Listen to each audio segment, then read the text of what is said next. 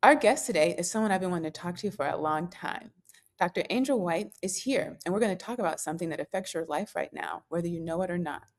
If you're listening to this and you've ever questioned your competence, doubted your success, or felt like you don't belong in rooms you worked hard to enter, this conversation is for you.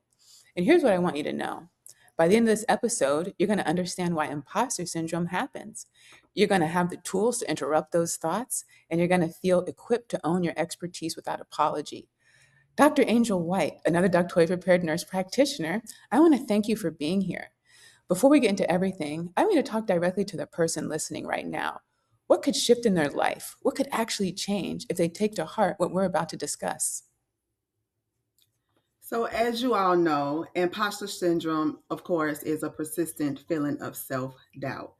And it's very, very common amongst nurse practitioners and nurse practitioner students. And it's closely tied to our roles, the expectations, and environments that we navigate. So, we're going to stop that today because imposter syndrome is just feelings. It really is just feelings, and it's not really actual facts. It's a physiological experience, not a formal disorder. It's just something that's often triggered by stress, new challenges, or biased environments. So I'm super excited for this episode today and to discuss how us healthcare professionals can overcome imposter syndrome.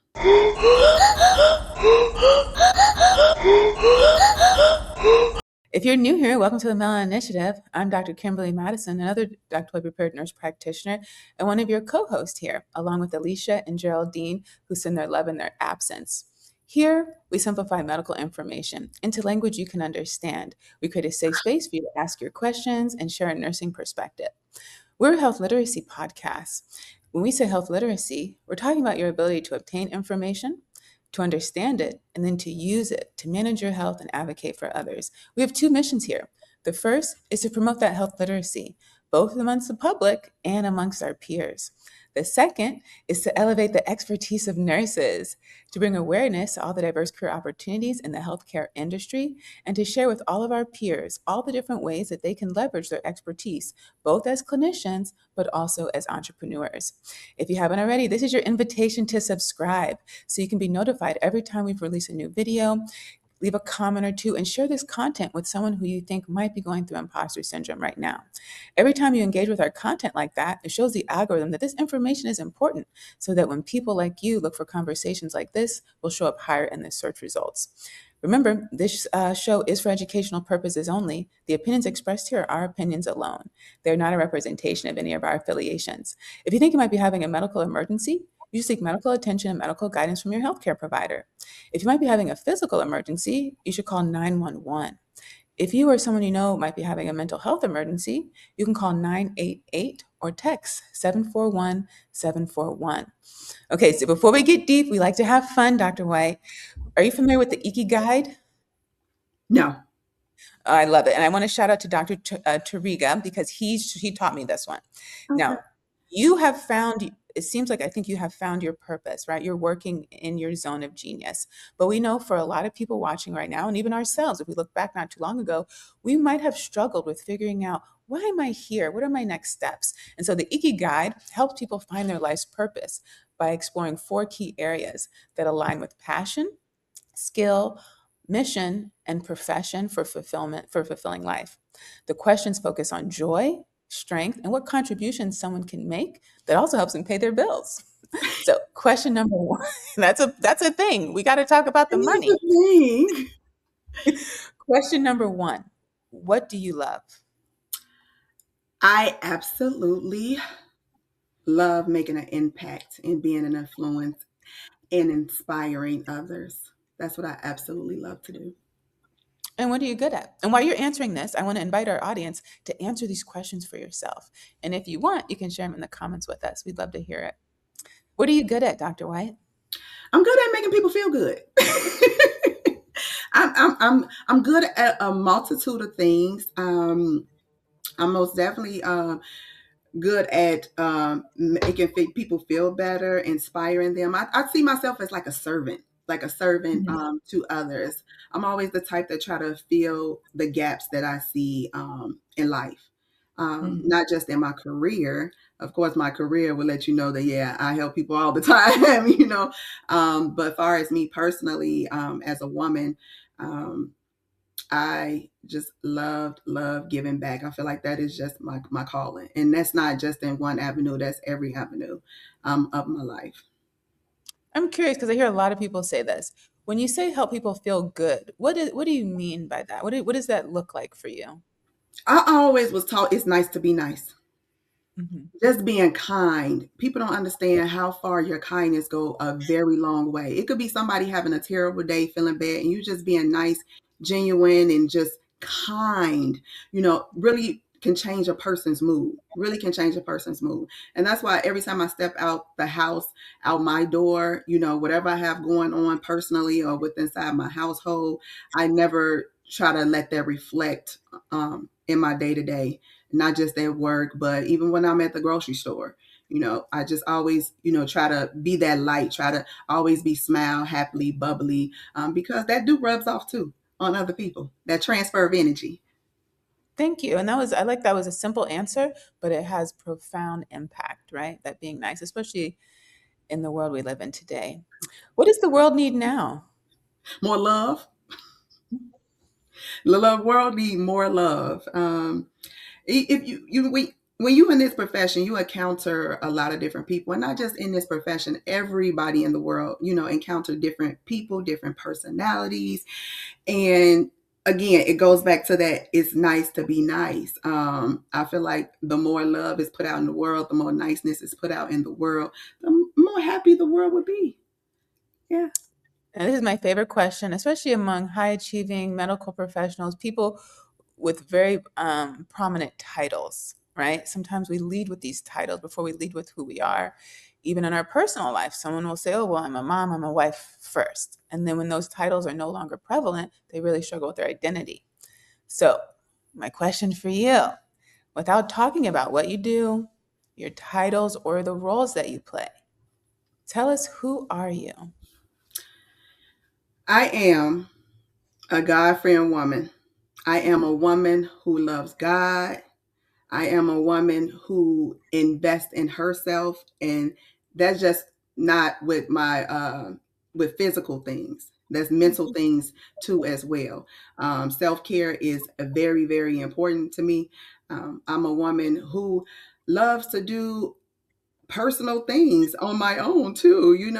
What brings me joy is like reading poetry, things of those sort. I'm a woman who loves to go out there and explore. I love to travel. I love to do a multitude of things outside of what I'm paid to do. How about that? What I'm Mhm. paid to do. But I am a woman of light. Mhm. I'm a woman of light. And I feel like that's what I bring to a lot of people. And I feel like I am truly walking in my purpose and my calling, because all of the things that I do, you could strip away those titles, you could strip away those degrees, those licenses. At the end of the day, I feel like I'm a good God fearing woman and I walk that path.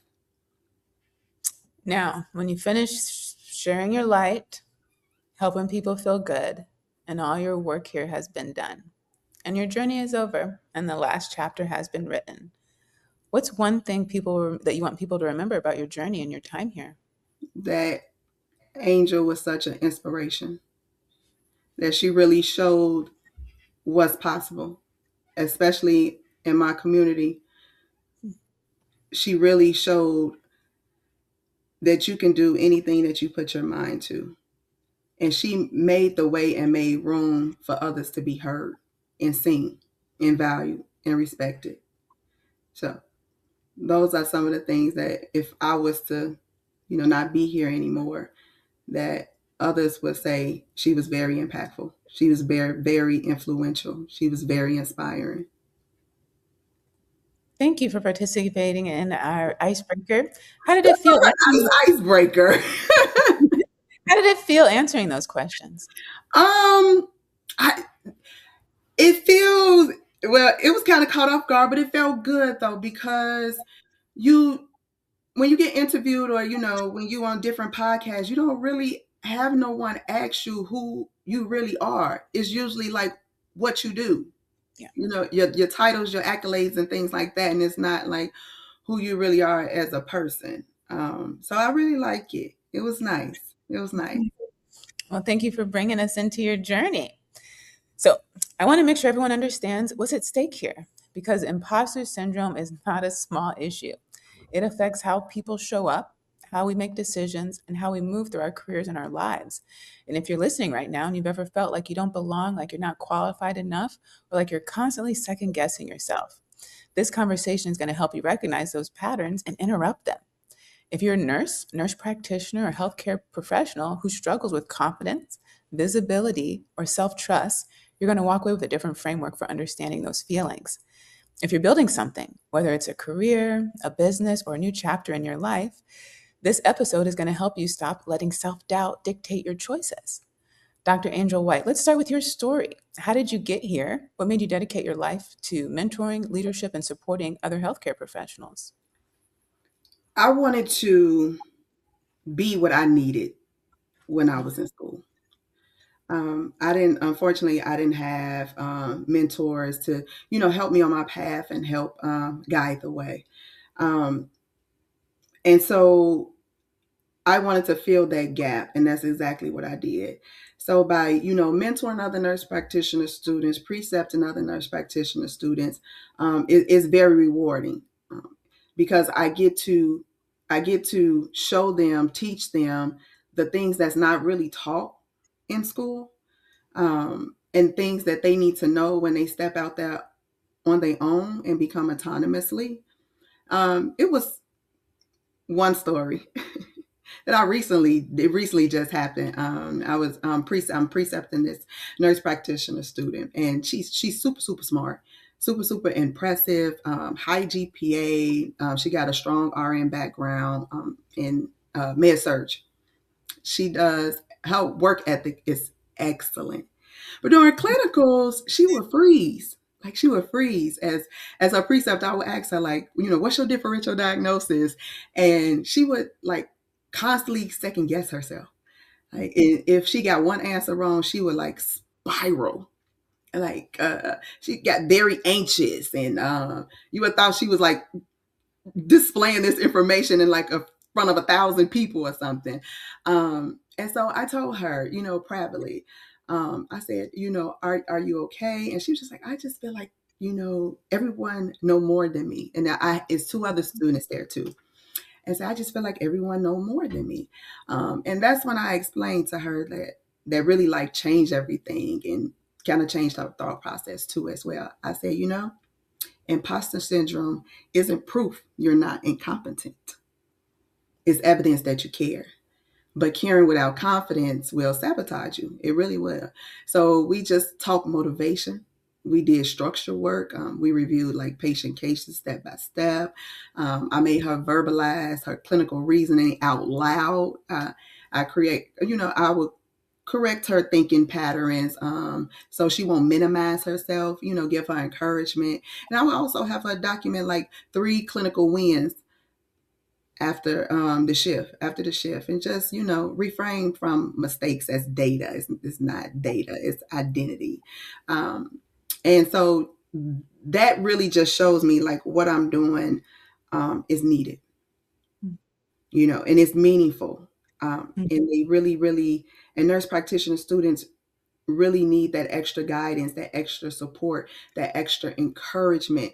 All of those things you really don't get that in school. You really don't get that in school. Just paving the way so they can pave the way for someone else that's coming up. And I do want to say, we beat nursing school up pretty bad, and I have to say, just like I realized in my relationship, sometimes we give one area of our life too much. Hmm. Like they're already doing a lot, right? Hmm. To support me as a human, as a person, is actually a 24-hour job. So all this other stuff I have going on, for me to ask you to support that too, that's a lot. Because no one else out here can do that, right? You're doing Right. something that the rest of the world can't do. The rest of the world actually can support me in these areas, just like the nursing school. Right. It doesn't mean that they don't stand to be critiqued or improved. They absolutely do. But when it comes to what they're doing right now, which is patient care school and preparing us for boards, they have their hands full. And so what we have to do, I think, as those of us in the field, is emphasize and make ourselves available for those students coming up to give them that support in that community, right? Because the professors, their hands are full. Yeah. They really are. They're just people like us. They have a home, they have children, food they're trying to put on the table, businesses they're trying to start on the side, and they got a whole cohort of students who are desperate for their attention, who are struggling with that imposter syndrome, who are bringing stress from work because they're working. Those students are working, and they're students, and they have a home life, and so it's a lot. And that's why it's so important what you're talking about today in the community that you've created, that it exists. That's why it exists, because it's needed. And so before we dive into imposter syndrome, I also want to share a story that illustrates why this really matters. I spoke to a nurse practitioner student who was weeks away from walking out of the program. We know so many like that. Mhm. Not because they lack intelligence and not because she failed her exam. She was passed, just like this. You just talked about someone. She was passing, she was performing, she was doing everything right. But every clinical rotation felt like survival. Every interaction with preceptors felt like judgment. And at home, her family didn't understand that workload. And in school, she felt invisible, unsupported. At home and at work, she felt out of place. And she told me, I feel like everyone else belongs here. I feel like I'm pretending. And what struck me was that nothing in her academic record reflected incompetence. The struggle lived in her head. And that's a real place. Okay. So the question is, what happens when capable, qualified professionals start believing a story about themselves that's not true? This is what we're going to unpack today. And I think what you're about to learn is going to change the way you think about imposter syndrome. Now, we keep hearing this phrase imposter syndrome. And so, for the person listening right now who feels like they're faking their success, what do they need to understand about what's really happening? So, what they need to understand is just those are feelings, they are emotional reactions. There are not facts. And we know facts are measurable, right?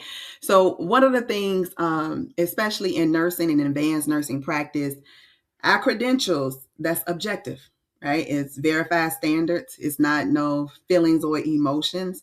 So I tell nurse practitioner students, look at the facts. You have a license as an RN. You was accepted into an accredited NP program. And if you have completed your NP program, you pass boards, right? Your license, your nurse practitioner, your credential, those are validated achievements. Those are the facts. The facts.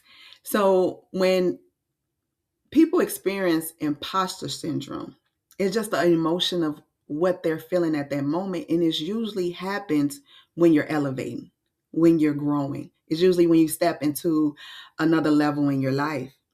And then sometimes people just, it's that hard transition, I feel like, from RN to NP. It's like, because now you're in a different role. Now you have more leadership. Now you have more autonomy, right? And so I think that's where the imposter syndrome really, really increase, is when their levels increase and they feeling like they're not belonging. But that's just their mind and their emotions about, you know, imposter syndrome. I mean, it's real, but it's a feeling. It's not facts. It's not I facts. love that. I love that you pointed that out because I struggled with imposter syndrome for a long time because I did a BSN to DMP program, and in the middle of the program, I found out I was graduating MP school, and I was not prepared for my life to transition. And so I did graduate. I went on to the DMP program 2 weeks right after that. Um, and I continued to work at the bedside because I just didn't want my life to be so stressed out of trying to do this doctorate program, be a new provider in a new setting, and then not have any time for my family. That was still very important to me. And so I said, you know what? I'm just going to finish this out and then I'll start. But in the meantime, can I call myself a nurse practitioner?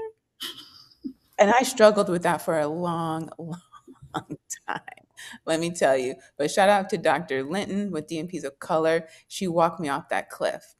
And now I help everyone else walk off that cliff because you know what you need to know, those of you who are transitioning, is some school gave you a degree, Mhm. some state gave you a license, and someone, the board, gave you your certification. You are qualified. And every day you keep showing up for work, you're going to keep learning. That's what I had to remind myself. And it's like, well, how many more years would it take to say that I'm this? Is it 2 years? Is it 5 years? Is it 10 years? Those numbers don't exist. It's right now. It's whatever you say you are. Mhm. If you keep showing up every day, you keep being the person you want to become. That's it. I had to realize that. And the expectation is like I was just talking about.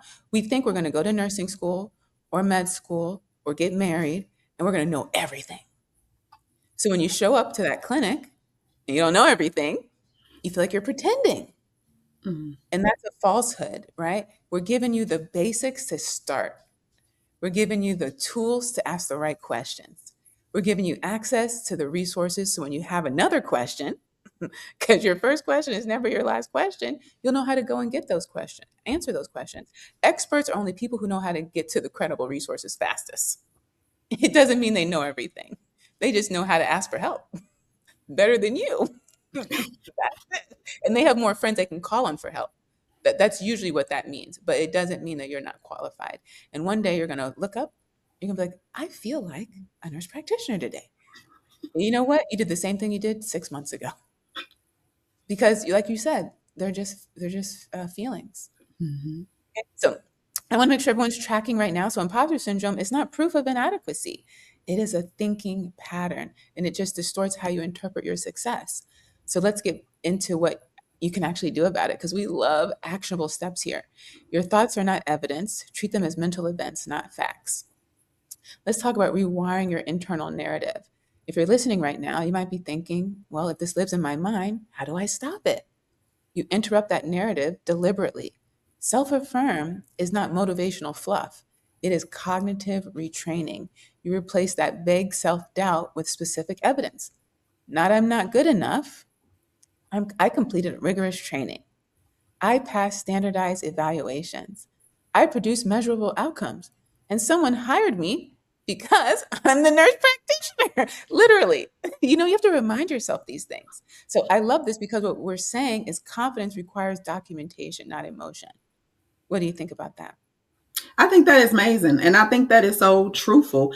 Actually, a little tool that I have people who mentees who are struggling with imposter syndrome is actually write a list down. Write a list down, and I have them name what's degrees you earned, what certificates you passed, your clinical hours completed, the lives you impacted, patients that you help, improve their outcomes, preceptors who signed off on your hours, employers who hired you. Now, ask yourself, which of these are feelings and which of them are facts, right? Because facts wins every time. Facts wins every time. And then just doing those self affirmations, like I belong here. I earn this position. And I just tell people you got to speak positivity into yourself because positive thoughts bring out positive outcomes. You don't want to self-sabotage yourself with all these doubts and disbeliefs because you earned yourself at a higher level. It's growth. It's growth is what I call it. Those self affirmations, we hear them all the time, and I have to be very transparent. I didn't really do them. I was very confident. I don't need a lot of outside validation. When we talk about the five love languages, that wasn't one of mine. But when I entered so many new things, being a new provider, being a new nurse practitioner, and all the other new things happening in my professional life, new in business, being new in a specialty, it was a lot of new areas. And I realized I actually needed more affirming messages. And so when my support team didn't meet what I needed, of course, now I'm looking at them. Hey, you're not really cut out for this, right? But then my shout out to my therapist, he's like, well, do you do that for yourself? And I was like, no, I don't. So that was my homework. And you know what? It's really hard. It's actually really hard to look in the mirror and come up with something different every day. So then I had to say, well, why does it have to be different every day though? It doesn't. It could literally be the same message every day. But it gave me so much more compassion and empathy for my partner who I was beating up, right? And it's like, it's super helpful. It's such a wonderful practice. And so I love that advice of writing everything down. And every day you just took it just one step at a time, one line at a time and add on to it as you go along. Maybe invite the people in your life to add to that list for you because sometimes we struggle with that. That could be a really wonderful conversation too. And what's also important, like what you're here to share, is community. right? Because that isolation feeds imposter syndrome. And one thing we love in nursing, we love suffering in silence and working in silos, right? Support disrupts that. Many professionals believe that we're self-made. I was literally just talking to someone about that. You go over social media, everyone's self-made, right? They had to pull their own self up from their own bootstraps, right? That belief is so harmful. I never do that because every successful career rests on mentorship, collaboration, and guidance. I'm never a team of one. I have a team. I've been in my era of partnership for over a decade now. Anything I want to do, I always look and say, who wants to do this with me? Right? I'm not self-made. I'm not superwoman. I'm not a team of one. Um, None of that. And I don't want anyone else to think that that's the key to success because it's not. Even if you go to YouTube University, which people will say, oh, I taught myself on YouTube. You and I both know to show up on YouTube costs money and it costs our time and our intellectual property. So when you watch this free video, it costs somebody something. It costs me something. Give me something to give it to you, Right. right? And so you should give credit where credit is due. And what it just shows you is that's still community. It's virtual, it's digital, but you didn't do it by yourself. You can't sell yourself your own house. You can't give yourself your own job. Right. So it's very hard to make it in life without other people. In fact, if you want to go far, go with a lot of people. And so we've covered distorted thinking and self affirmations. Let's dive a little bit more into the role of the community. How do you define community when it comes to nursing? Everybody working together. We could accomplish so much more together than as one, as you just stated. The self-made, that's not gonna get you nowhere. And I'm sorry, I just don't see how it happens. I don't see how the self-made is possible. No, community is what you need. Community helps you thrive. Community is where you can get other knowledge from, other different perspectives, other resources. Community is so big. It's so Mhm. big and so helpful. I can't see how people can even function without it. And so you've created a community, is that right? Yes, I did. Tell us what was that moment where you realized that you had a bigger calling on than just taking care of patients every day? The people, the nurses and nurse practitioner students I have taught, I have precepted, I have mentored. So many have cried. So many have said, this is the most I've learned. So many have said, this is what I really needed. So many have said, like, you're so encouraging, you're so motivational. When I felt like giving up, you was there. And just hearing that from different people from different backgrounds, I was like, okay, I need to create something bigger Mm, because others need this too. Right. mm, It's just from the testimonials from people that I was able and, had the opportunity to be their preceptor, to be their mentor, to teach nursing students. So I created White Coat Powerhouse. Which is a nurse practitioner group, which is a professional community created to empower, elevate, and equip nurse practitioners, new nurse practitioners, and nurse practitioner students to confidently step into leadership, visibility, and ownership of their expertise. So many NPs clinically are trained but never taught how to navigate confidence, career mm, growth, imposter syndrome, or build an influence beyond the bedside. So White Coat Powerhouse fills that gap. We provide mentorship, education, a supportive network that help nurse practitioners strengthen their voice and own their authority and move with purpose, whether that's in clinical, entrepreneurship, leadership, or even personal branding. This ain't just about surviving, being a nurse practitioner. It's about leading, being seen, being respected, and being remembered in every single room that nurse practitioners step into. So How would that's you define the role of the nurse practitioner, by the way? someone who provide well, not just but someone who's in leadership. They very autonomous, very independent, a leader, someone who lead the way, and that's just not in healthcare or at the bedside when it comes to patient and making diagnoses and treatments and things like that. Some people who is changing the trajectory of not just the illness, but of someone's life. And how's that different from the nurse? Well, with the nurse practitioner, how it's different from the nurse is usually, as we both know, as an RN, is really you're taking the orders. You're taking the orders and you're carrying it out, and you have to ask, is this it, or is that it, or what am I supposed to give, or what am I supposed to actually do with this particular patient. Now, as a nurse practitioner, you asking yourself pretty much, what am I going to do with this patient? What is going on from all of the assessments that I made? What's the diagnosis? What's the plan? Am I prescribing some? Am I not? Do I need to refer these patients out to a specialty or not? It's more of you taking that lead role. You really have to know what you're doing. You have to be competent in what you're doing. It's good to, of course, yes, have resources that you can tap into, if you're unsure about something. But for the most part, you the one who has that huge responsibility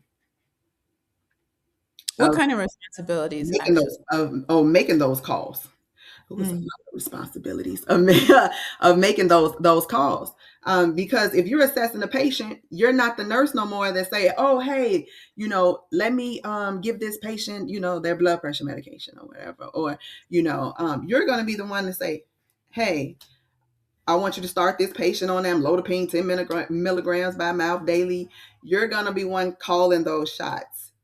You have to really step into your confidence and have clarity and be that responsible provider out there. Like, serious. And it really just depends on what field you in too. What Mm.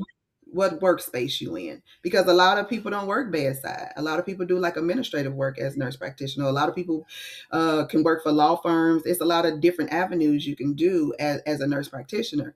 And I feel like in any avenue that you working in, you have to have confidence. You have to be a leader. You have to be able to work autonomously. You have to, even though you may have a team, but you have to stand firm in who you are and what it is that you do too as well. A heart attack does not always look like the movies. It does not always come with someone clutching their chest and falling to the floor, especially not in women, and especially not in Black and brown women. Here are the signs: chest discomfort, pressure, squeezing, fullness, or pain that lasts more than a few minutes or goes away and comes back. Discomfort in the upper body, one or both arms, the back, the neck, the jaw, or the stomach. Shortness of breath with or without chest discomfort. And other signs that women more commonly experience include nausea, lightheadedness, and unusual fatigue that comes on suddenly and feels different from normal tiredness. Women are more likely than men to have a heart attack without classic chest pain, and research shows that women's symptoms are more likely to be dismissed by care teams and by themselves. Do not dismiss yours. If you think something is wrong with your heart, call 911. Do not drive yourself to the hospital. Do not wait for symptoms to pass. Aspirin may help if you are not allergic, but call 911 first. Know the signs, trust your body, act fast. This message is brought to you by the Melanin Initiative Podcast, where we simplify health information so you can advocate for yourself and the people you love. Find us on Apple and Spotify. If someone's watching or listening to this on Apple and Spotify, and either they're at a crossroads themselves or they advise other people, right? They're a parent, a counselor, a mentor, a youth minister, a coach, and they have some student who's trying to decide what they want to do. How would you help them decide between being a nurse, a doctor, or a PA? Re- How would they know that NP's a good fit? I would tell them to do they research on all three, and So then they researched and they found you. They found our YouTube video. Oh, okay. So you want to? So is they asking me, should they pick the nurse practitioner How would route? they know? Yeah, are there three things that they could say? You know what? Maybe I should look into this one. I should be looking to NP. I really just think it depends on their character and who they are Okay. as a person, because one role might not fit your values and your beliefs.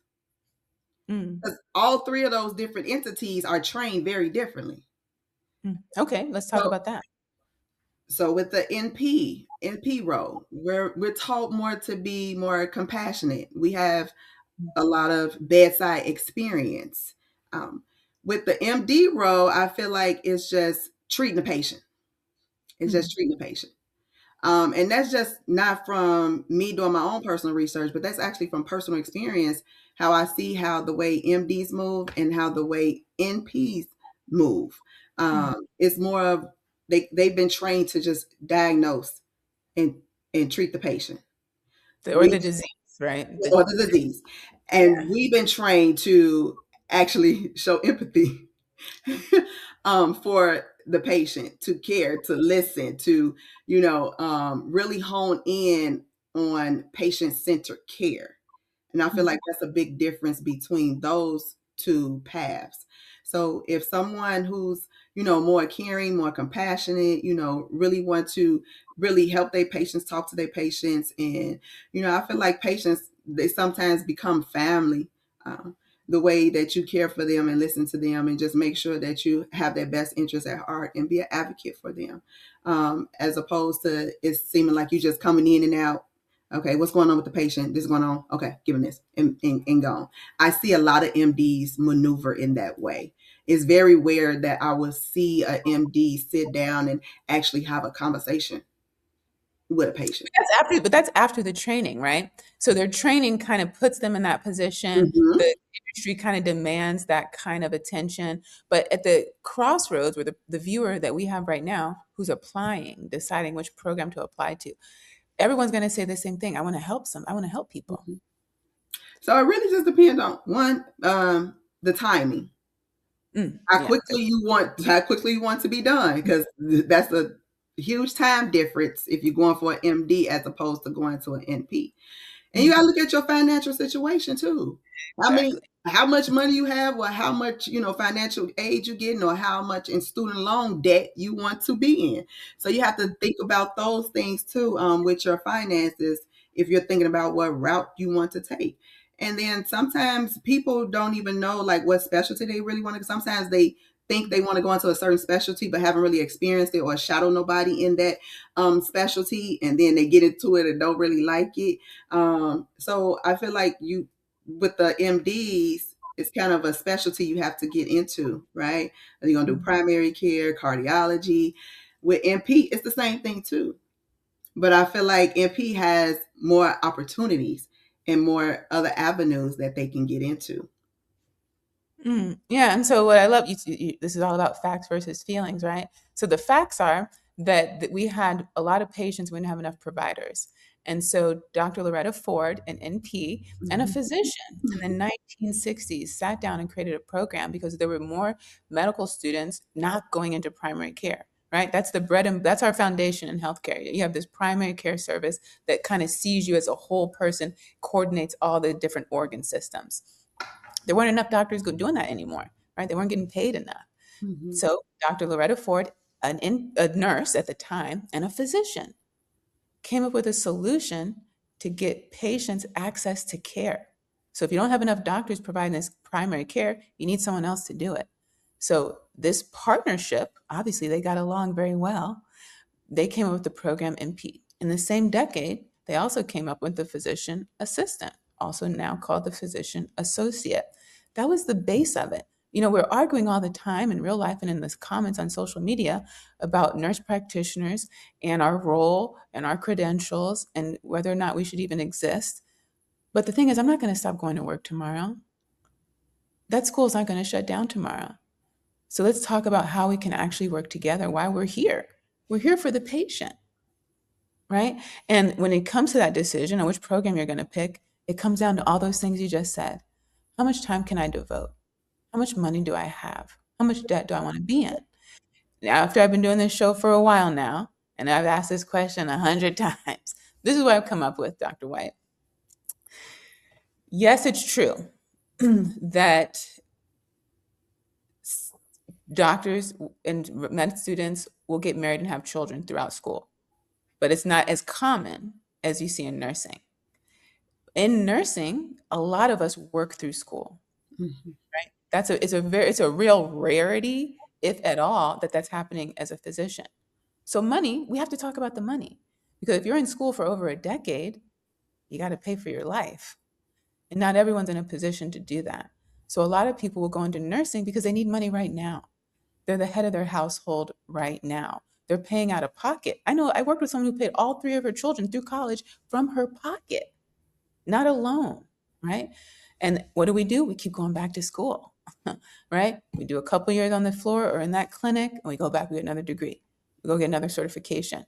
Some of us have 18 certifications. You know who you are, right? And so we never talk about that when it comes to nursing, right? We always get diminished because we didn't go to school for a decade straight, like the physician.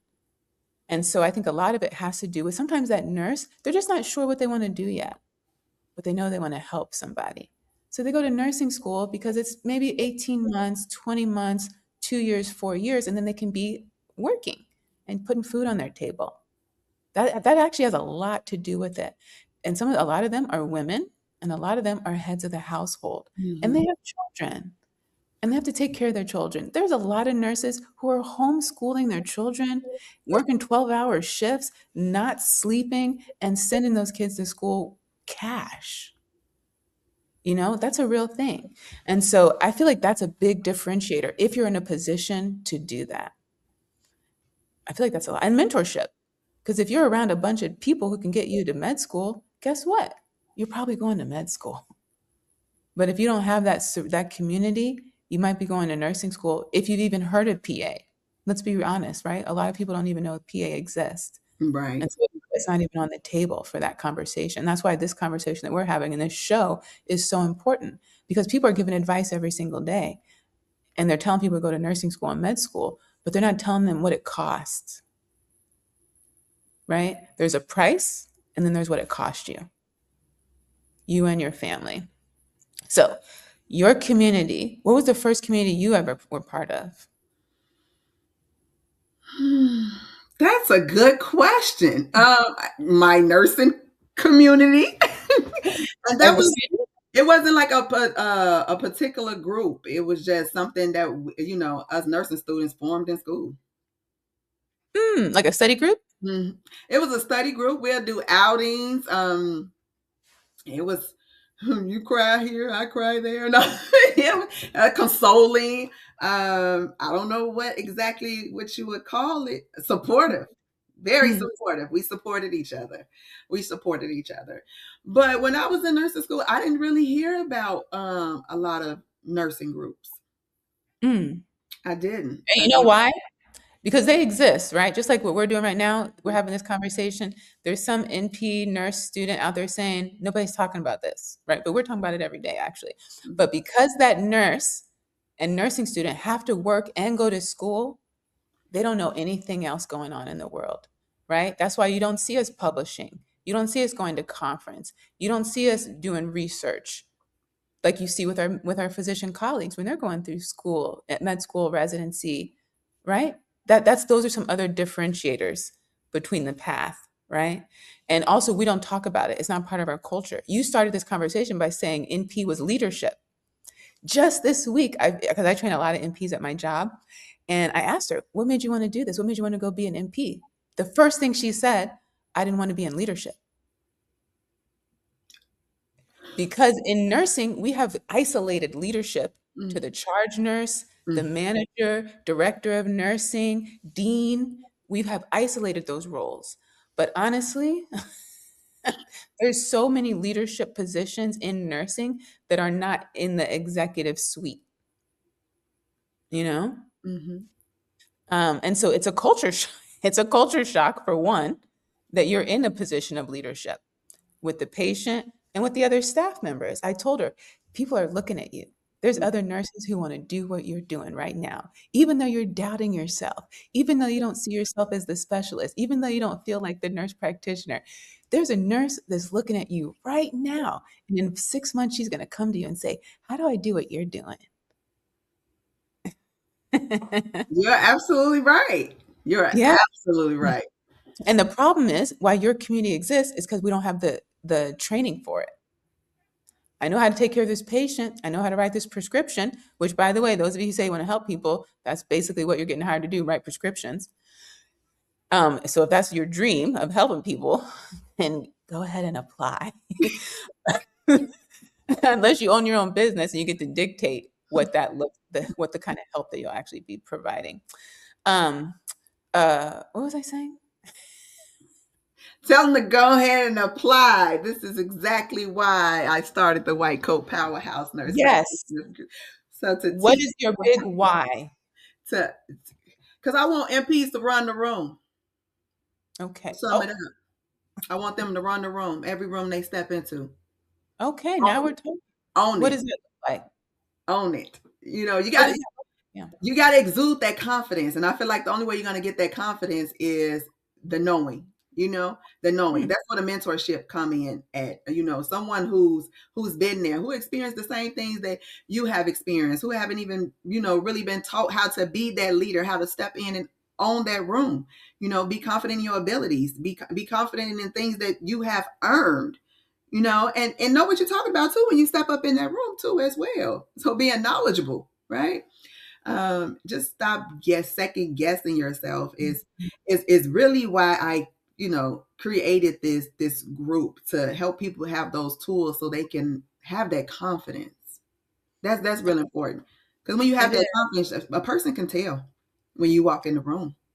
I tell nurses and nurse practitioners all the time, you're always selling yourself. Mm-hmm. You're selling your confidence. You're selling your expertise. You're selling that they should trust you, that you know what you're doing. You're selling yourself all the time. You just don't know it. So let's talk about, so you're showing up as a provider, but you're also showing up as an entrepreneur. So let's talk about your customer journey. But first, tell the audience, how do you define entrepreneur? Because people hear this all the time. We hear this word all the time. So what is an entrepreneur? Doing your own thing.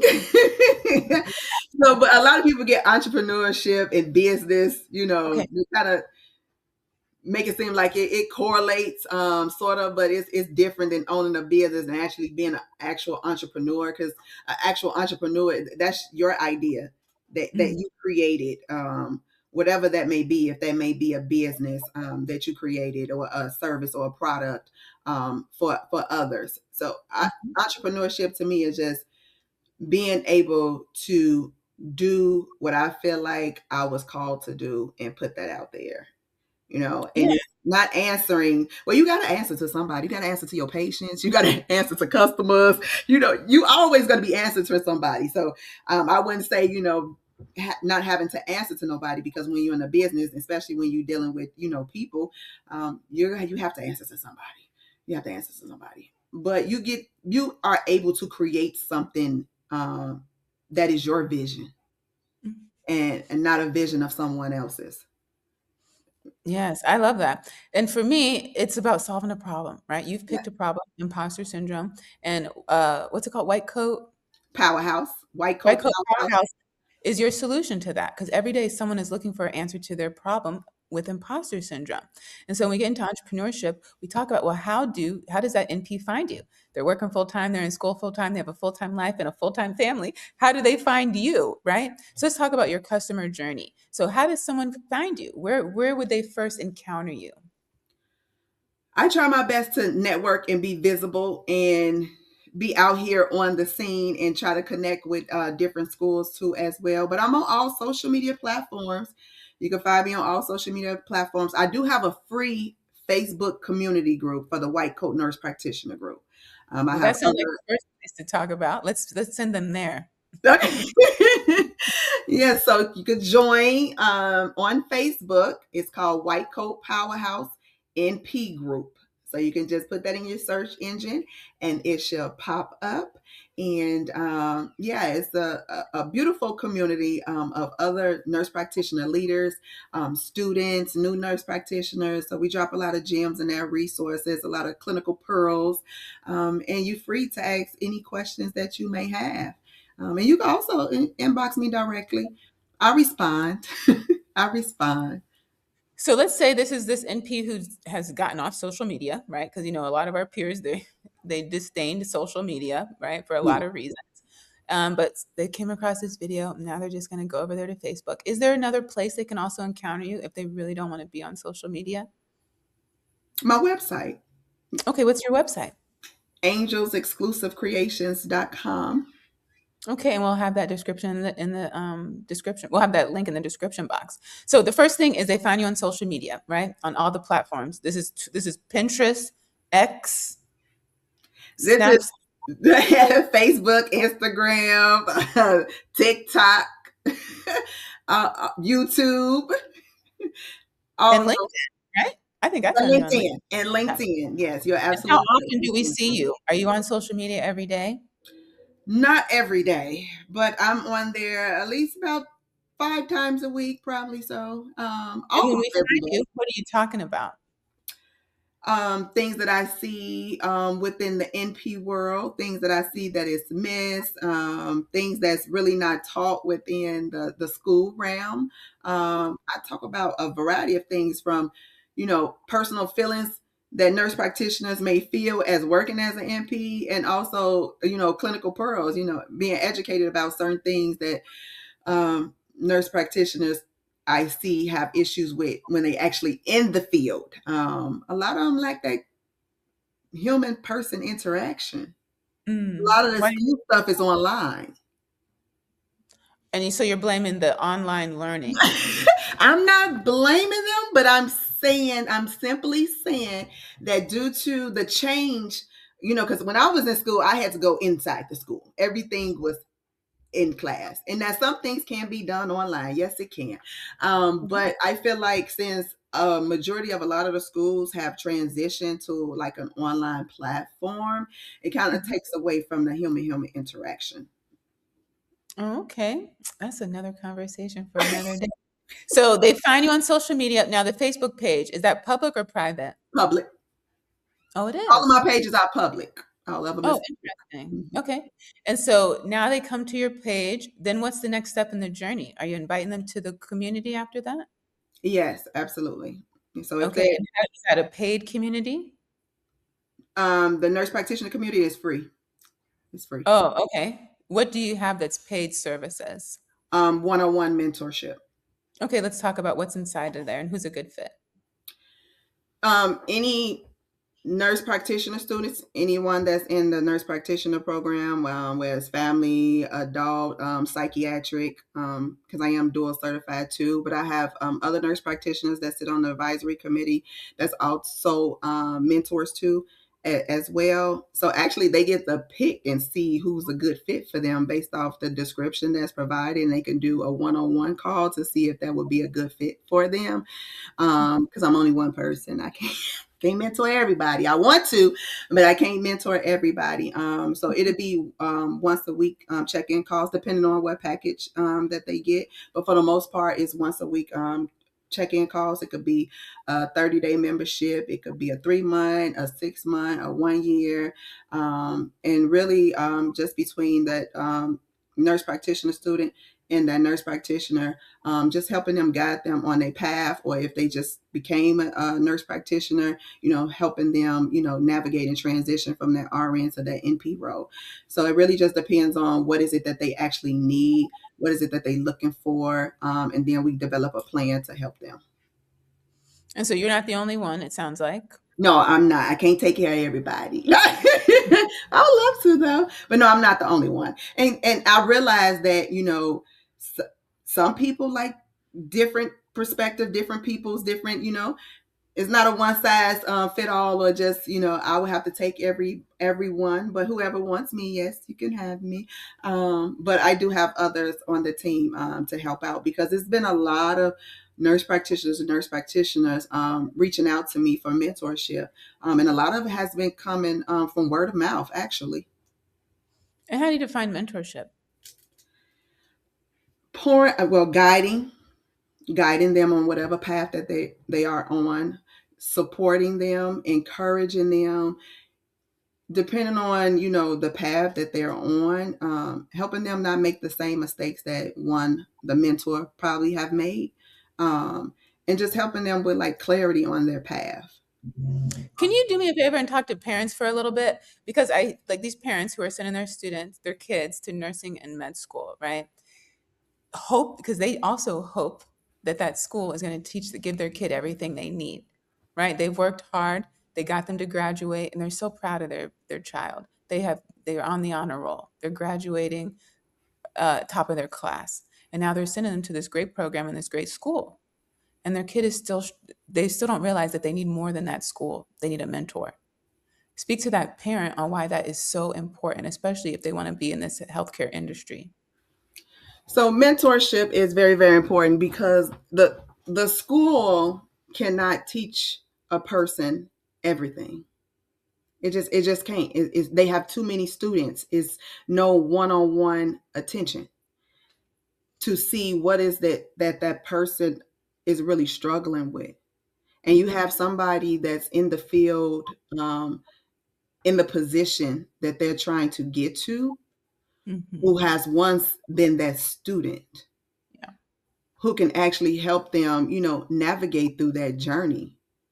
They will have that one-on-one person where they can ask questions to, because a lot of them, they don't like to ask the instructor questions, or the instructors be too busy, or you're really not going to have a one-on-one with a instructor every week, and this just help them build confidence too, especially when somebody is one-on-one, they may feel more comfortable with sharing certain things with you that they won't share with a whole big old group, right?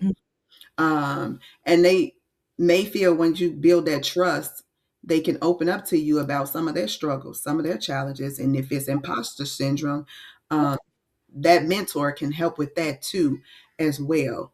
So this is just like an extra resource, an extra support system.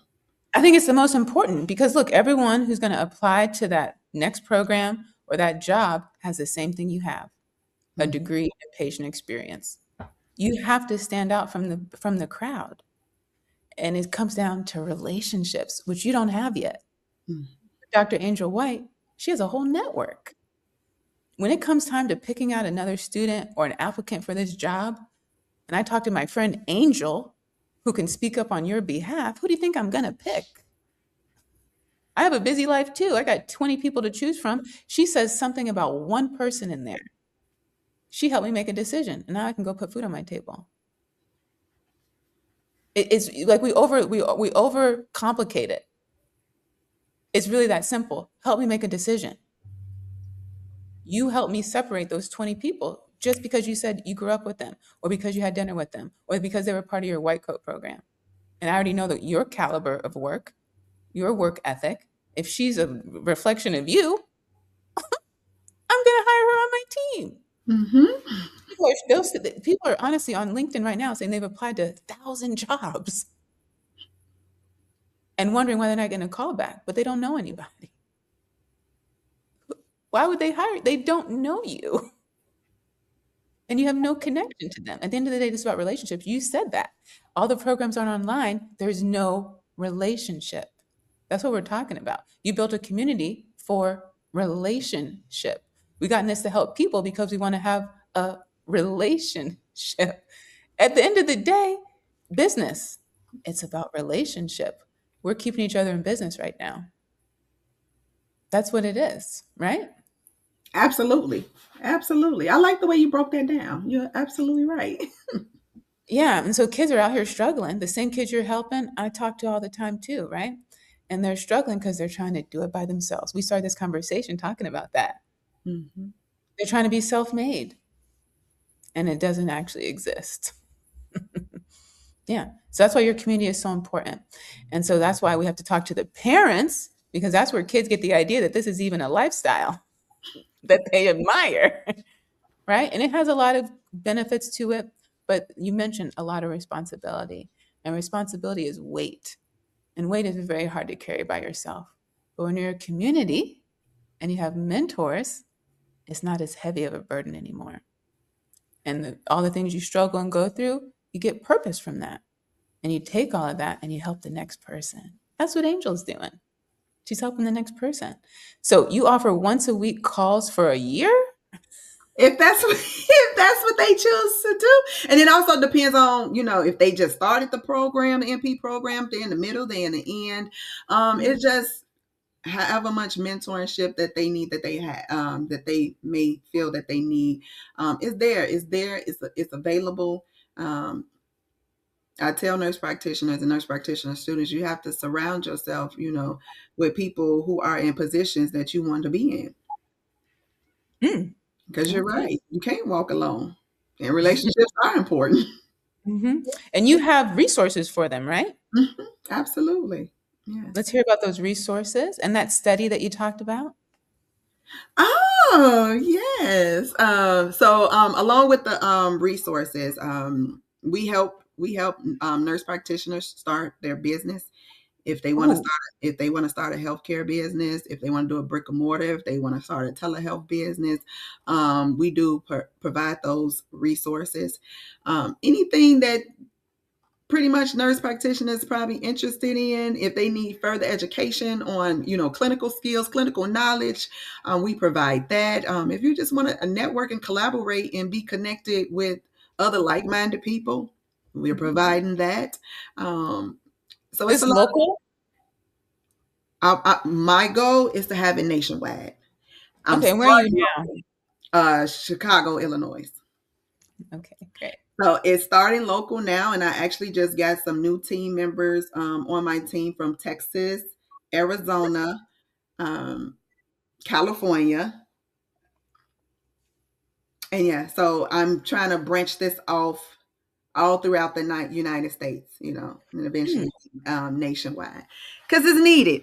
It's needed, Oh, but at the same time, I got to make sure that I have that good team too, as well, who believe in the vision and who also, want to be impactful and influential too, as well. So that's one of the long-term goals, to expand it in other areas, other states where it's just not local anymore. So I want to make it clear about the packages that you offer. These are some weekly calls, but if you want to get into entrepreneurship, is it the same weekly call or it's a different package? It's a different package. Okay, talk about that. It's building your brand in starting your business. So with that package, it will be business coaching calls. Okay, what's coaching? So business coaching is basically starting from the foundation. Do you have a business name? Helping you structure your business, getting it legally legally registered with whatever state that you're in. So doing all the legal foundations of establishing that business name and putting all those things in place first. And then we start working on what kind of business do you want to own? Do you want a brick and mortar? Do you have to find a location and things like that? And we'll help you do that too as well, if it's local and within this area. We have resources for that, and realtors that I have connections with that can help out with commercial rentals and properties and things like that. And just seeing if you're ready, if you even ready to actually, How do you decide that? start a business. You got to see where your priorities lie. Even if do you have the time? Do you have the investment? Do you plan on still working or, quitting your job, which I don't recommend nobody quit their job when they're just starting off on a business. No. Do not quit that job, because that job going to help you fund that business until the business is able to fund you and your salary, right?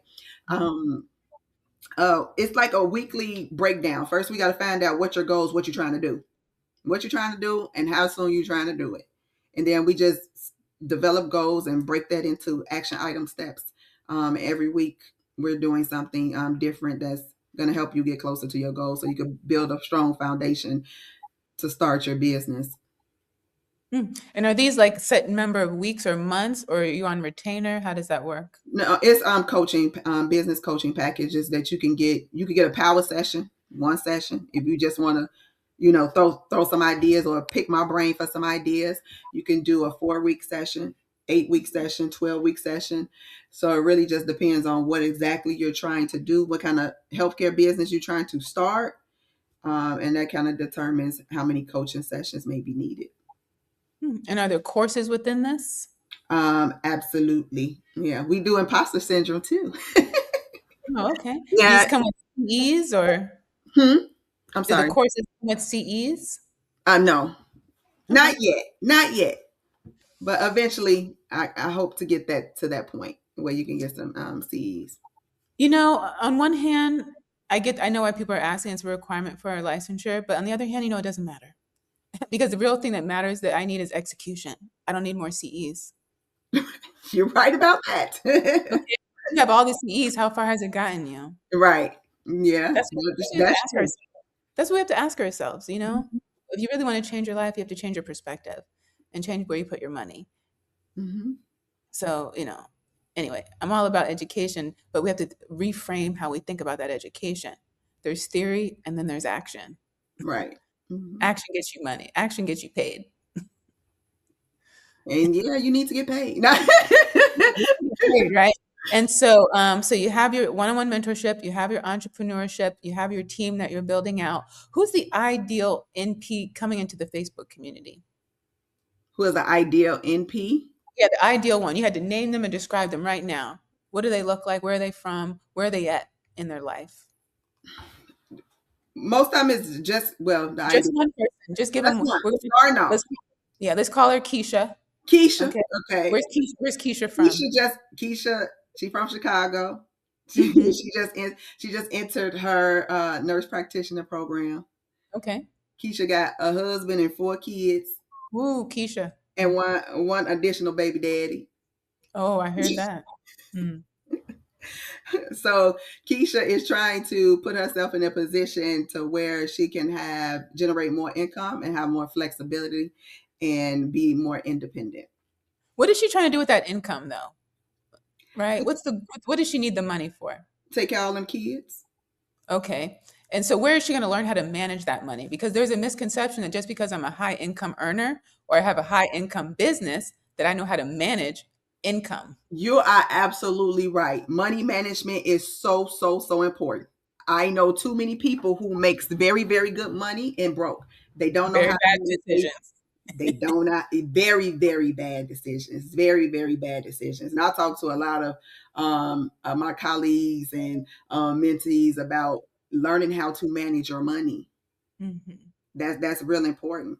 Is Because that part of your package or is that separate? that's what the business and entrepreneurship life coaching. Okay. So Keisha, is Keisha still working? Yes, Keisha's still working. Ooh, she's working. She got Mhm. 4 kids, 4 a kids. husband, and she just started MP school. What's her work schedule look like? She's day shift? She's night shift. Okay. Shout out to my night shifters. She's night shift. But Okay. Keisha not really getting no sleep because when she leave work, she got to go home, get the kids ready for school, and then go to school herself. So then how does she have time to come on Facebook? When she in the bathroom or scrolling on her phone Okay. or any downtime. People be really glued to their phone these days. You Oh, would be surprised how glued they are to their phone. They gonna make a way and make time to come on Facebook. now when she is on there on the toilet, looking at her phone, how can she make the most of her time when she's on Facebook with you guys? Should she be asking her own questions or just taking in all the information? We randomly throw questions out there because every Monday we have mentorship Monday where we'll ask a question that may pertain to what MP students may be experiencing in their program. But you can always ask questions. 1 of 5 of us is going to respond. Oh, okay. Mhm. And then she's gotten so much value from the Facebook page. She's heard you guys talk about signing up for the mentorship, but she's struggling with money. And our students tell us this all the time, right? That they can't afford to pay for stuff. So how do you respond to that? She would gain a lot of knowledge and a lot of support within the group. But see, I got a little soft side, so I would have probably told her we can work something out. Yeah, Oh, we could work something out. I got that really bad too. Mm-hmm. okay. You need some coaching too. Yeah, I do. I do. I do. Because you're in a position of leadership, Mm-hmm. and they're watching you, Mm-hmm. right? And people do what we do, not what we say. You're absolutely right. And every day, all of us are still trying to figure it out. Keisha's trying to figure it out. Angel's trying to figure it out. That's where that imposter syndrome just goes away because we're all trying to figure it out. Either your first 10 million or your next 10 million. You're trying to figure out how to get there. Right? So we talked about Keisha. She's figured out a way to get into your paid program. Who's the ideal client for your entrepreneurship packaging? Let's call him Steve. Okay? Who's Steve? Where's Steve from? Steve is from the south suburbs of Chicago, of Illinois. Even though you want to go national, you're still talking to people in your Oh, own okay. hometown, right? Texas. Just throw one out Okay. there. Steve is from Texas. Steve is from Okay. Texas. He heard about Dr. Angel and her community and her programs and her business and entrepreneurship, life coaching. And Steve, he's 1 year out of nurse practitioner school. He's been a hospitalist working in the hospital. And he say he's tired of that. He's feeling burnt out and he wants to start his own practice. Right? He wants to start his own practice and do primary care. You know what I noticed? And I knew you were going to do it. You didn't tell us anything about Steve's children or his relationship like you did with Keisha. We do that with women all the time. We do. Wow. You're absolutely right. I We did do it. it all the time. Yeah. Mm. So is Steve single? The ladies want to know. Steve is single. He's single. Okay. Steve is All right. single with no kids. Okay. And so he's done the hospitalist thing, hated it. And now he wants to do primary care. He want to help fill that gap he see is needed. Okay. So how do you help him? How does he move? He's in the Facebook page and he heard about your package for entrepreneurship. What's his first action? Is to go on my website and schedule a free business consultation. Okay. And then from there, I can see exactly what it is that you want to do, if we're going to be a good fit for each other, you know. Mm-hmm. And then I can go over my packages. We can officially see what works best for you and what you're trying to do. And then we can go to the next step of actually becoming a client. Okay, so he signed up. He's a client. He signed up for your VIP package. He has completed your program. What does that transformation look like a year from now? He's going to be making 6 to 7 figures a year from now, and he could review the previous clients I helped testimonial videos on how they had 6-7 figures now, In 12 months. with the help of Angel setting up that business. I now tell them, don't quit your job. Don't quit your job that first year. Okay. Don't quit your job that first year. But no, in 12 months, yeah, most definitely should be at 6 figures. Yeah. Okay, so Steve left the hospitalist job because he was burnt out. But you told him he couldn't leave yet. So it's 12 months in. He's got the full-time hospitalist job. He's got this 7-figure business. Is Steve sleeping? No, Steve can quit now if he want to. Or he can drop down part-time or PRN if he choose to, if he want multiple streams of income. But Steve is making enough to sustain his practice and to pay himself. Okay, but we know, and because we have friends like that, they keep their hand in the industry a little bit. Oh, yeah, absolutely. We know that, right? But they're not sleeping. They don't work out. They haven't made a doctor's appointment. They hired some staff, but they had to fire him because it wasn't a good fit. So speak to that phase of Steve entrepreneur journey. It's a lot of hustle and bustle. You don't have where you could, you're the entrepreneur. So if you want to take off, I mean, you can take off. You may lose out on some money if you don't have nobody in place to cover you, right? But self-care is very important. Self-care and taking care of yourself is very important. And a lot of times when you really in that grind mode for like that first year, it's usually due to finances. Because a lot of people, they will quit their job and they're like, oh, I got these bills to pay. I got to take care of my kids if you got kids or whatever responsibilities. Got to take care of my parents that they may have. And that's why I always say it's always good to have some cushion, even when you start making money in your business. And it's always good to have multiple streams of income. But you should always, me personally, I will get a job that I know is very flexible, that I wouldn't have to work all the time if I wanted to keep my hand in the pot. Right? Because I actually do keep my hand in the pot. I round at a nursing home. Every nurse in P, every one of us. That's also I think that's also another distinguishing difference between nurses and doctors. Mm-hmm. Even the specialty thing you mentioned, and I want a physician to tell me if I'm wrong or not. Because after you spend all that time specializing in one thing, this is it, friends. I'm not doing nothing else, right? Even if I want to. Mm-hmm. I want to hear another doctor tell me that they do something else, because I feel like that's not the case, I don't hear that often. right? It's either patients and teaching, or that's it. But nurses can do, whether or not I agree with it, they can do a million things. They're doing a million things. And if they do get bored, they go pop and do something else. Mm-hmm. Now, I know there's a physician, like she does one thing, like say pulmonology, but because she had a thing for OB, she works part-time at she volunteers at this one clinic. So she could kind of keep that part of her passion going. But that's rare, and I feel like that's a distinguishing thing about if your personality and your interest, and if you get bored, you might like this route because you can move around. And I know doctors, they go back, they get another certification, they'll do another residency. They do it, but it's not like it's a heavier lift. But that's the beauty of being a nurse practitioner. Yeah. Yeah. Right. It can help you make a decision. If you think, you might want to be able to bounce a little bit, that kind of thing, nursing might be a good fit for you. Mm-hmm. Yeah. Okay, so we talked about imposter syndrome. We talked about a solution. You've created a community.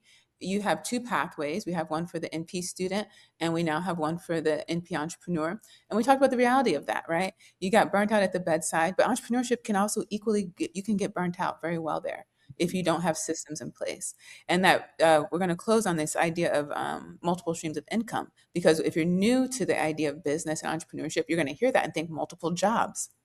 I'm going to teach. I'm going to be a clinical instructor. I'm going to work PRN over here. I'm going to work full-time over here. I just pick up 3 shifts every 6 weeks over there. I only come over there in the summer. I'm a guest lecturer over here. But that's one stream, like from the patient, right? So how can you get multiple streams of income as an entrepreneur without having multiple jobs? Digital products. So I have a book that I just released called White Coat Power Moves, How to Build Your Brand as a Nurse Practitioner, which is available on Amazon. Oh, Do things like digital products. So I can make an income from that without have to go work or clock in somewhere or stress myself out. I tell people, use them knowledge and skills, to your advantage. It's someone that wants to know or learn from what you already know. Yeah. So we call that intellectual property. Yes. Yeah, and you're showing us a good way, right? You take care of patients, so that's one stream of income. You're serving your peers, right? Another stream of income. Has nothing to do with insurance. You don't have to worry about prior authorizations, right? You have a digital product out there using your intellectual property. That's another stream of income, right? So those are just 3 right there, right? You get into real estate, you invest in the stock market. The list can go on and on. You put more products in more merchandise out there. So we want to let people know it's not about having multiple jobs. It's about taking out one job and seeing how many different people can you help solve their problem, right? In different ways, because you're going to meet them in different ways, right? We met Keisha. She was just at the beginning. We met Steve. He's on the other side of that. And then 12 months from now, Steve's a different entrepreneur than he was when you first met him, right? Keisha's eventually going to graduate. She's going to go through the same path that Steve did. And then in 5 years, Steve is going to be in a whole different bracket. He's not going to be making his first 10 million. He's going to be making his next 10 million. He needs a whole different collection of skills and support than he did when you first met him. So yeah, any closing statements for our guest here when it comes from that journey of from being an imposter to owning their room? So owning their room. Well, I just want to say, nurse practitioners, students, this is your reminder that you do not have to shrink, struggle, or question whether you belong. White Coat Powerhouse Nurse Practitioner Group builds confidence, overcome imposter syndrome, and step fully into leadership and visibility. So if you're ready to stop second guessing yourself and start owning your authority, the space that I created, White Coat Powerhouse NP Group, is exactly for you. So you can come and visit my website to learn more information or to sign up at angelsexclusivecreations.com. You can also join the free Facebook community, White Coat Powerhouse NP Group. You can also follow Angels Exclusive Creations on Instagram too, as well, TikTok, LinkedIn. a lot of few avenues where you can tap in and get some more information and see how you can be involved in the community. Yeah, and it's a forced bias, right? Yes. NP led for other NPs, and it's really so important because you know what I understand from all these conversations. I just got off a phone call with someone. She's an NP student, actually. She's your ideal client, and she's facing that culture shock in nursing when you transition from the nurse who never had any problems with any physicians. They loved you, right? And now you're an NP, and there's a culture shock that you're not always welcomed. Mm-hmm. And that is that's tough because you are sacrificing your time. You're going into six figures of debt. You don't see your children. Your relationship is in shambles. You're gaining weight, losing hair. And now these people who you've looked up to, who you still admire and want to work for, don't want you in the room. And you're very confused why everyone encouraged you to take this path. And I told her, we go back to the facts. Why were we created? That problem still exists. Patients need access to care. And a doctor and a nurse came up with this idea. And at the end of the day, this is all about the patient. So they can get the care they need from the people they want to get it from when they need it. And when nurses and nurse practitioners are in business, we also provide that compassionate care, the reason we got into this. So you're not just writing prescriptions all day. You're actually building relationships with your patient, which is why for over 20 years, we've been the number one trusted profession and why we continue to be the number one ranked role in healthcare because of that relationship that we have, because we have the time. We all have a different purpose. I cannot do this without my physician colleagues. I need them here, but they're just not the only ones. That's the only message we want to put out there. They're not the only ones that can solve your problem. And we solve problems in different ways. But at the end of the day, it's about you, the patient. And nurses are patients too. So that same compassion and therapeutic communication that we're taught to give the patient, we have to give it to one another. We have to give it to ourselves. That's where it starts. We talked about affirmations at the beginning of this. We have to become the people we want to be with in our professional lives and in our personal lives. But for all our NP students who are going through that struggle right now of feeling like you're not welcomed, that is why it's so important what Angel's doing, because no one else understands nursing like other nurses. That's what I learned by doing all this these last 5 years. All the questions that we keep hearing, all the criticisms, it literally shows that people just don't understand. It's a knowledge gap on what is it that we do. We do more than clean up patients, and we're not just want to be doctors. that we're more than that. And you're here to support us so that we can focus on doing what we showed up for, which is to take care of the patient and feel confident about that so we can own the room and the building and the business. Right? Because at the end of the day, we can't do all this by ourselves. We need each other. That's why we're here. Because at the end of the day, we all just want to put food on our table. That's what we have in common. So we thank you, Dr. White, for being here. We'll put all your links. Oh, tell us about the study. We have to do this. We'll close out on the study. Okay, Yes. so the study that I have found, it actually was a pretty good study. It was a cross-sectional study of about like 436 nurses at a major university hospital. And they found that, what just happened to my thing?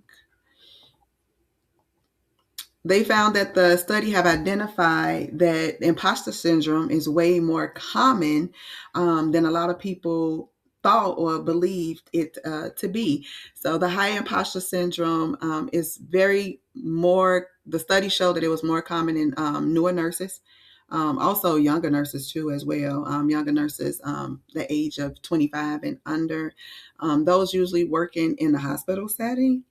They found that the imposter syndrome was actually associated with physiological distress Yeah. from the work environment, and they felt like the imposter syndrome can negatively impact the nurse's performance and confidence. So the research, it really just highlighted that imposter syndrome is not rare; is very common. Even seasoned professionals experience imposter syndrome, and it just reinforces the need for mentorship, support, and targeted interventions in the healthcare industry.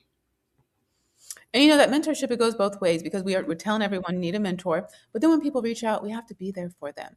And like I was telling that student, it's not that the people don't want to help you, because the students are listening, they are taking our advice, they are reaching out to people to get mentorship, but we're telling them no, because when we show up for work, we're asked to do so much, and we have so many competing demands that we just don't have the bandwidth. And that's why what you're doing, what the community you're creating, is so valuable. Because in clinic, I just can't. I just can't. But it's not because we don't want to.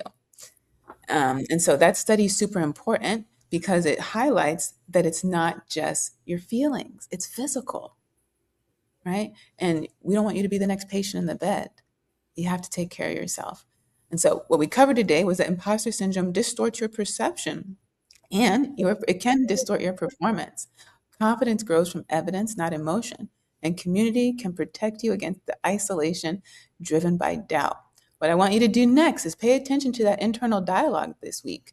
When self doubt appears, respond with specific facts about your competence. Put that list together for Dr. White.